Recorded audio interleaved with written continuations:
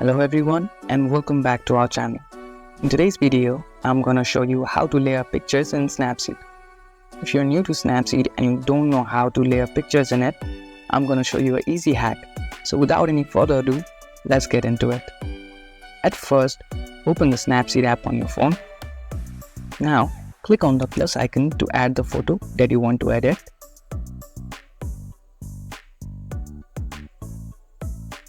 Now, to layer another picture, simply click on Tools at the bottom menu. And now, scroll a bit and select the double exposure option.